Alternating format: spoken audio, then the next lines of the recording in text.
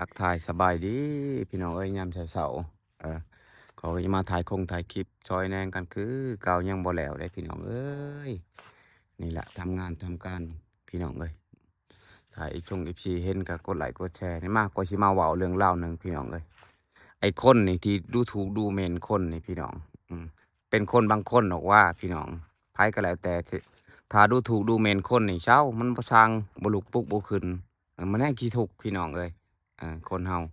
อย่าไปดูถูกดูหมิ่นกันเด้อคนเฮาเด้อพี่น้องเด้อผู้ใดมีกำลังชำได้ก็ได้ชำนั้นจะไปดูถูกกันจังซั่นจังซี้ผู้นี้ดีผู้นั้นบ่ดีกะโตเขาเองนั่นแหละบ่ดีนะข้อยสิบอกให้พี่น้องเอ้ยเขาเอิ้นว่าคนอันแบบว่าย้านหมู่ได้ลื่นนี่พี่น้องเฮาเว้าพื้นเว้าหยังก็แล้วแต่พี่น้องเอ้ยเขาสิเว้าว่าเฮานี่เขาฮ้อนโตแล้วพี่น้องเขาว่าเฮานี่เว้าควันเขาเว้าพื้นเขาแต่จริงแล้วเฮาบ่แม่นเฮาบ่ได้เว้าพื้นเว้าหยังเฮา ก็บริสุทธิ์ความดีของเฮาเนาะพี่น้องเนาะบ่ว่าบ่มีผู้ใดบ่เว้าผืนเว้าแผนคู่คนก็เว้าหมู่พรรคพวกก็เว้าที่สิ่งที่ดีพี่น้องบางคนนี่เห็นเฮานี่เว้านี่โอ๊ยเว้านัวหัวม่วนเฮาเว้าล้อถามจังฉั้นจังซี้พี่น้องบัดเฮาบอกความจริงที่เฮาเว้าพื้นเว้าหยังจักเว้าเล่นและจักเว้าอีหลีพี่น้องก็กลับเอาเป็นจริงแล้วบัดนี้ก็ไปเว้านินทาผู้นี้นินทาผู้นั้นเซาๆพี่น้องเอ้ย เว้าอันควันคนอื่นนี่มันบ่รุ่งแล้วมันบ่เรื่องดอกพี่น้องเอ้ยมีแต่เจ็บมีแต่ป่วยเขาเอิ้นเอาหมูกินปูนโต้หอนท้องพี่น้องอืม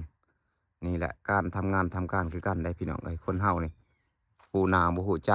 อืมอย่าไปเชื่อไผง่ายๆพี่น้องเชื่อใจเจ้าของเองบางเถื่อบางคนนี่เขาสิโยะหยอกให้เฮาเว้ากันผิดกันกับผัวและเมียเออป๊ะห่างสร้างปล่อยกันผู้บางคนพี่น้องผู้ที่มันบ่หวังดี ไอ้คนหมู่นั้นน่ะให้ออกห่างๆพี่น้องบ่ต้องอยู่ใกล้เขาพี่น้องไอ้คนที่มันบ่ดีนะถ้ามันดีพอมันบ่ไปสอนสั่งสอนคนอื่นแล้วมันบ่นินทาคนอื่นดอกพี่น้องเอ้ยข้อยสิมาเว้าพวกคนอย่าลืดเด้อพี่น้องเด้อพวกนี้เซาบ่ขึ้นบ่เกินหาเงินหาค่ำก็บ่ได้เซาพวกอย่าลืนนี่เฮาบ่ได้อย่าลืนละเลื่อนหาเงินหาค่ำก็ขึ้นพอได้ใช้ได้จ่ายพี่น้องเฮาบ่นินทาคนอื่นแล้วก็จะทูต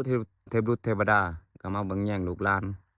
ก็บ่เจ็บบ่ไข้พี่น้องหาเงินหาค่ำก็สะดวกสบายแต่คนอย่าลืนนี่เช้ามีแต่จมกับจมพี่น้องเอ้ยขอสิฝากไว้พวกคนอย่าลืนและพวกปากเสียเด้อพี่น้องเด้อพวกอิจฉาพวกไอ้ที่บ่ดีนะก็บ่มีหยังหลายส่ำนี้แหละพี่น้องเอ้ยบ๊ายบาย